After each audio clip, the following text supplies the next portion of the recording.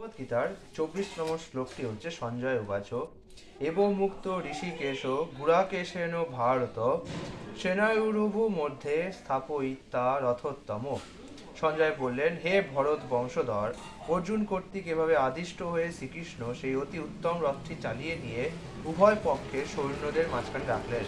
এর তাৎপর্য হচ্ছে, এই শ্লোকে খেয়াল করে দেখুন, অর্জুনকে গুড়াকেশ বলে অভিহিত করা হয়েছে।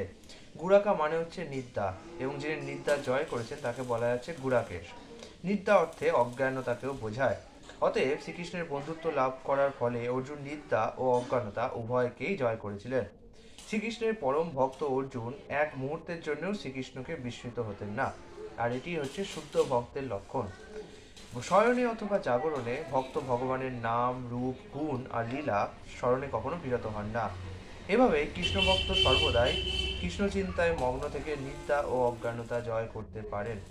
একেই বলা হয় কৃষ্ণ ভাবনা বা সমাধি। ঋষিকেশ অথবা সমস্ত জীবের ইন্দ্রিয় ও মনের নিয়ন্তা হবার ফলে শ্রীকৃষ্ণ অর্জুনের অভিপ্রায় বুঝতে পেরেছিলেন। কেন তাকে সৈন্যের মধ্যে রথ স্থাপন করতে বলেছেন সেটি কৃষ্ণ বুঝতে পেরেছিলেন। এভাবে অর্জুনের নির্দেশ পালন করার পর তিনি বললেন, তিনি কি বললেন সেটা আমরা 25 নম্বর শ্লোকে দেখতে পারবো কালকে।